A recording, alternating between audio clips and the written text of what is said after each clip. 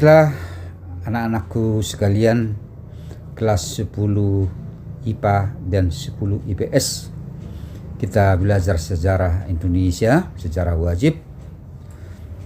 Dan pada siang hari ini kita akan melanjutkan materi pembelajaran kita, yaitu tentang corak kehidupan manusia zaman praaksara.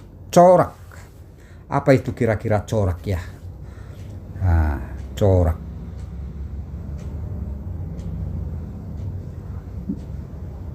Dari corak itu bisa kita melihat ya bagaimana bentuknya, bagaimana ya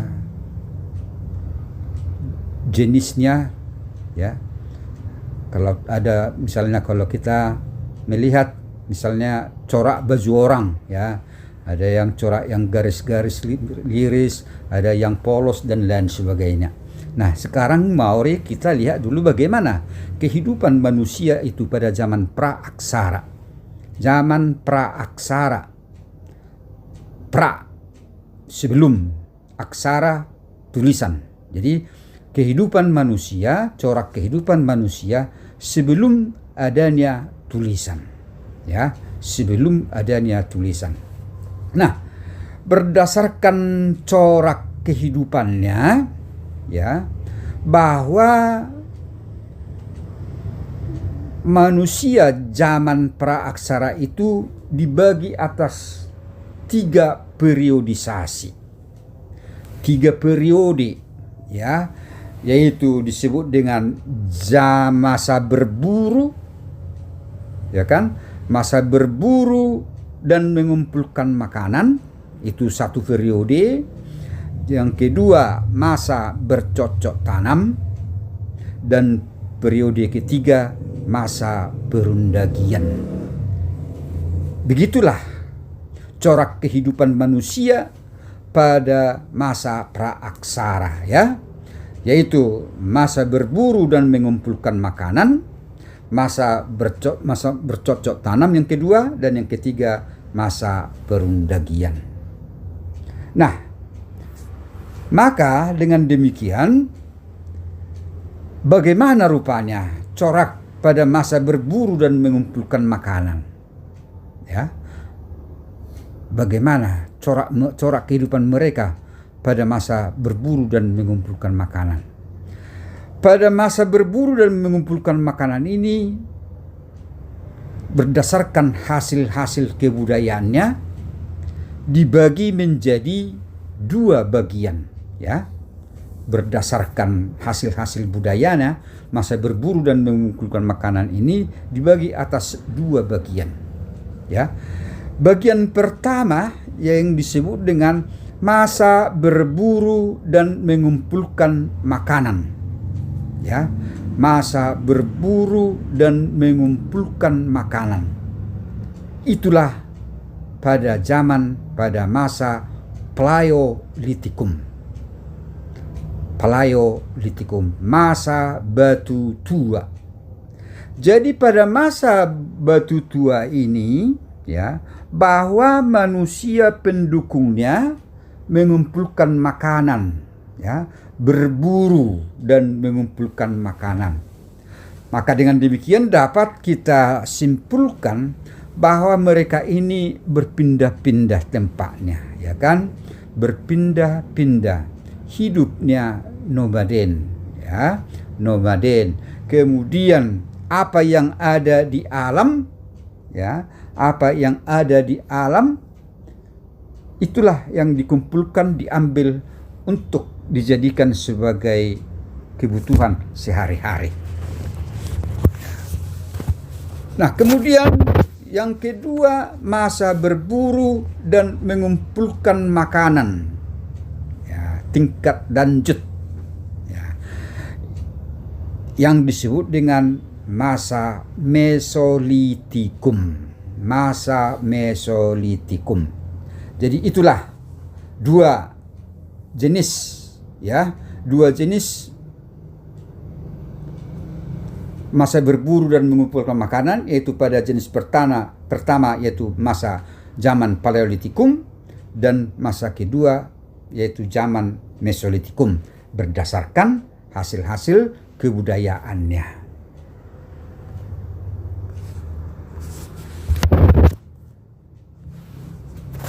Nah, mari kita lihat satu Paleolitikum.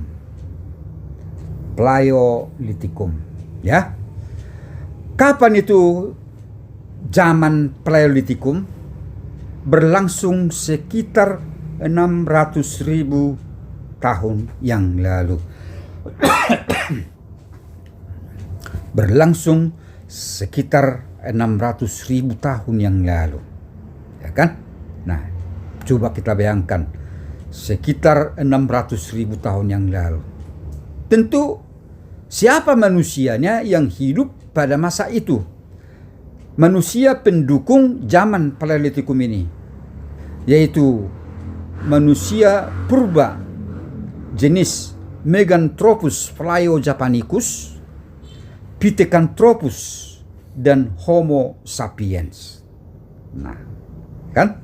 Nah, itulah manusia-manusia purba yang hidup pada masa Paleolitikum, ya, 600.000 tahun yang lalu, ya, yang didukung oleh jenis manusia purba Meganthropus, atau sering juga disebutkan Meganthropus Phalaeojapanicus, kemudian Pithecanthropus erectus, dan Homo sapiens, ya, Homo sapiens, Homo soloensis, Homo wajakensis. Nah, bagaimana kehidupan mereka pada waktu itu? Mereka hidup nomaden. Tadi dari awal sudah Bapak katakan bahwa mereka itu mengumpulkan makanan, berburu dan mengumpulkan makanan, maka mereka hidup berpindah-pindah, nomaden. Nah, dalam kehidupan yang nomaden itu, yang berpindah-pindah itu, mereka hidup secara berkelompok, ya, hidup secara berkelompok.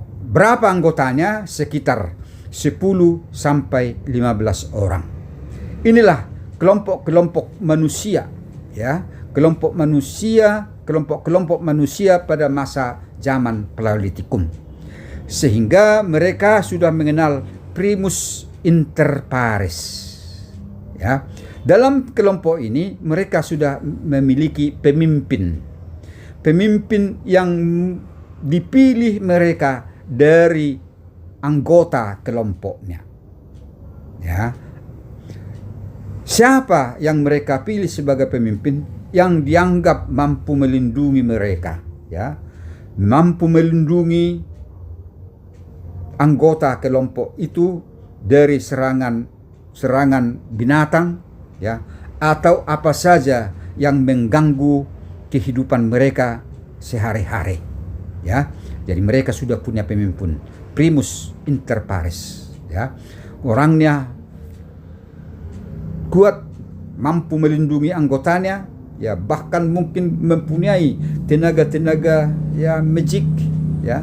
Pada zaman dulu, ya, mereka mempunyai hal-hal yang di luar dugaan, di luar kemampuan manusia pada umumnya. Ada hal yang membuat dia lebih unggul dari kelompoknya, anggota kelompoknya sendiri. Nah, jadi pertama, mereka hidup nomaden, berpindah-pindah, dan mereka hidup secara berpindah itu kelompok 10 sampai 15 orang, dan sudah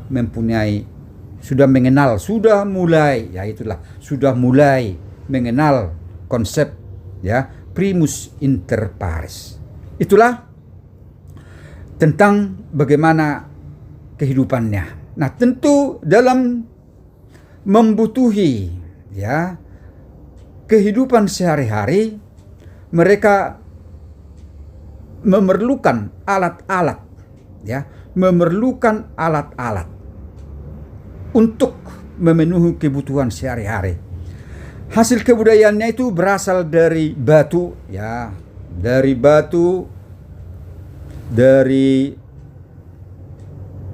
tulang, tapi mungkin dari bambu, tapi karena tidak bisa bertahan lama, maka kita simpulkanlah di sini bahwa Alat-alat yang digunakan mereka itu terbuat dari batu pada umumnya dan masih kasar. Nah, yaitu alat-alatnya seperti plaques, ya, alat-alat dari tulang, alat serpih dari batu, kapak perimbas. Nah, inilah contoh alat-alat yang digunakan oleh manusia pendukung zaman Paleolitikum, sehingga benda-benda hasil kebudayaan mereka ini dibagi menjadi dua, yaitu kebudayaan Ngandong dan kebudayaan Pacitan. Paleolitikum disebut sebagai kebudayaan Ngandong dan kebudayaan Pacitan. Itulah tentang zaman Paleolitikum. Di sini sudah kita lihat siapa manusia pendukungnya, kapan itu berlangsung, bagaimana ciri kehidupan mereka, ya, mana alat-alatnya, ya, bagaimana kondisi alatnya. Kemudian itu disebut kebudayaan apa. Ya, itulah tentang Paleolitikum. Baik, anak-anakku sekalian, ya. Kemudian terjadi perubahan, ya, dalam kehidupan manusia itu, ya, di mana terjadi perkembangan. Yang kedua, zaman Mesolitikum. Ya, zaman Mesolitikum. Pada zaman ini mereka juga manusia pendukungnya juga, ya, yaitu masih berburu dan mengumpulkan makanan, ya, Nah, kapan itu berlangsung? Sekitar 10.000 sampai 2.500 tahun yang lalu. Ya, kalau tadi Paleolitikum 600.000 tahun yang lalu, ya kan? Ini berlangsung sekitar 10.000 sampai 2.500 tahun yang lalu. Nah,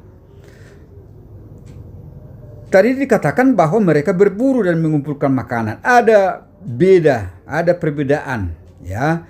Bahwa pada masa Mesolitikum itu sudah mengenal api, ya, pembuatan api. Ya. Nah, kemudian bahwa hasil budayanya juga terbuat dari batu, tetapi salah satu sisinya sudah dihaluskan. Kalau tadi masih kasar, apa adanya itu pada masa Paleolitikum, tetapi pada masa Mesolitikum sudah dihaluskan. Nah, siapa pendukungnya manusia yang hidup pada masa Mesolitikum ini?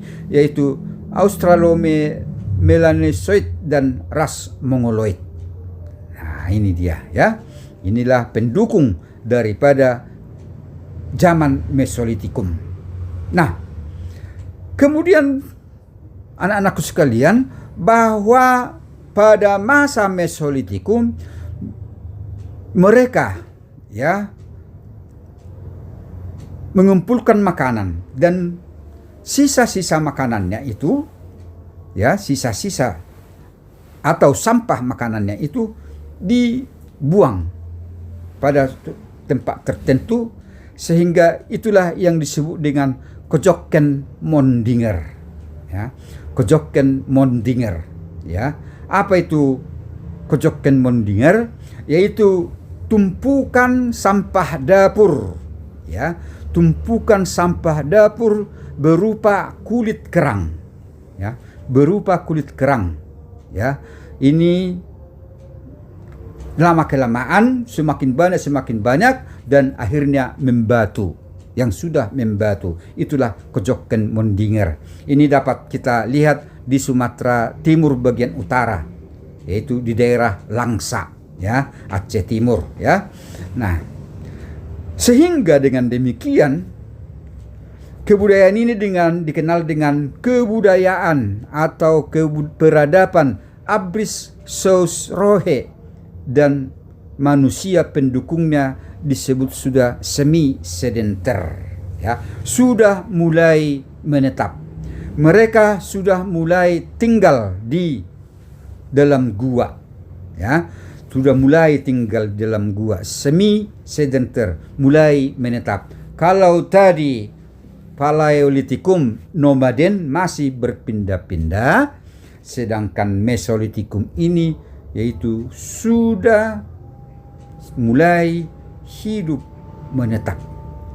Nah, di samping itu, itulah dikatakan tadi mengumpulkan makanan, ya, dan berburu dan mengumpulkan makanan tindak lanjut.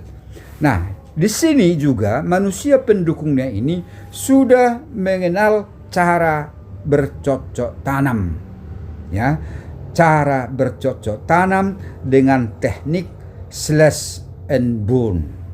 Nah, ini dia pada masa Mesolitikum. Nah, inilah contoh pada masa Mesolitikum bahwa juga bangsa-bangsa proto-Melayu berasal dari wilayah Katingkot Selatan mulai membawa tradisi bercocok tanam. Artinya nanti berkembang, nanti setelah masa Mesolitikum itu berkembanglah yaitu tentang cara bercocok tanam yang dibawa oleh proto-Melayu. Nah, dibawa oleh proto-Melayu. Itulah nanti berkembang pada zaman batu muda, ya, pada zaman batu muda.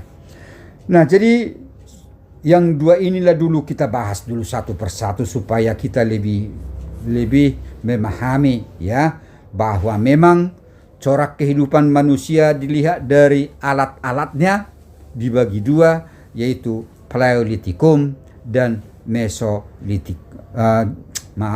Masa berburu dan mengumpulkan makanan, dan itu pada masa Paleolitikum awal, ya, awal. Baru kemudian pada masa Mesolitikum yaitu berburu dan mengumpulkan makanan tingkat lanjut. Jelas berbeda, bukan? Berbeda dari segi manusia yang mendukungnya.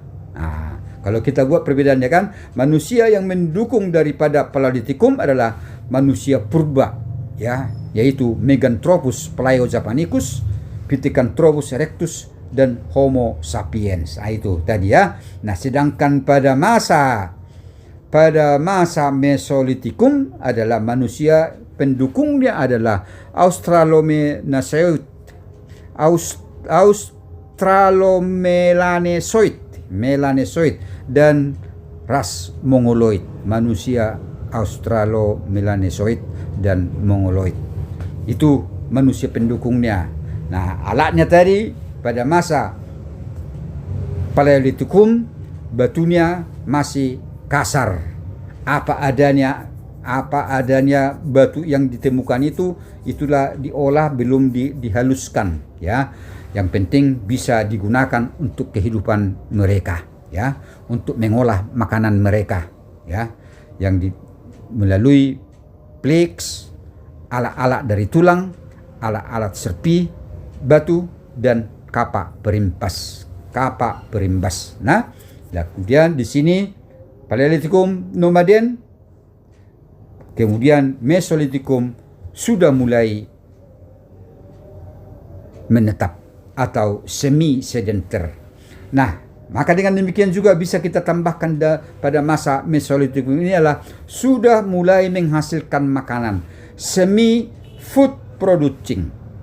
Kalau masih di Paleolitikum tadi masih food gathering, mengumpulkan makanan.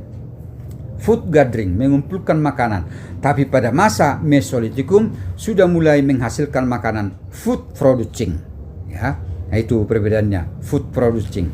Nah, manusia pendukungnya sudah beda, ya kan? Kemudian cara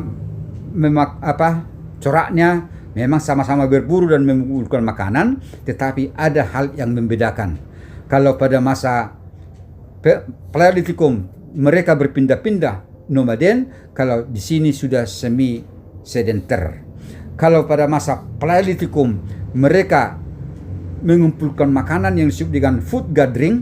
Nah, pada masa Mesolitikum sudah mulai menghasilkan makanan. Memang masih tetap mengumpulkan makanan, tapi sudah ada, ya, ciri khas daripada zaman ini, yaitu mereka sudah mulai menghasilkan makanan. Belum menghasilkan makanan ya, mulai ya. Tetapi sehingga disebut dengan masa food producing. Ya. Nah, itulah anak-anakku sekalian untuk pembelajaran kita tentang manusia corak kehidupan manusia pada masa berburu dan mengumpulkan makanan, ya, yaitu masa Paleolitikum dan masa Mesolitikum. Nah, demikianlah dulu untuk pembelajaran kita hari ini anak-anakku sekalian, supaya lebih mantap, ya. Boleh nanti dibaca lagi bukunya supaya lebih luas, ya, pandangan kita terhadap bagaimana corak kehidupan manusia pada masa Paleolitikum dan Mesolitikum. Terima kasih anak-anakku sekalian. Terima kasih atas perhatiannya. Terima kasih atas keterlibatannya dalam pembelajaran jarak jauh ini. Tetaplah kita semangat, tetaplah jaga kesehatan, pakai maskerlah selalu kalau keluar rumah, ya. Kemudian jaga jarak, makan makanan bergizi, istirahat yang cukup. Demikian anakku, tetaplah semangat dan mari kita berdoa. Semoga pandemi ini cepat berakhir agar kita dapat bertemu dalam pertemuan pembelajaran di kelas sebagaimana mestinya. Terima kasih anak-anakku sekalian, tetaplah semangat. Tuhan memberkati kita semua. Terima kasih.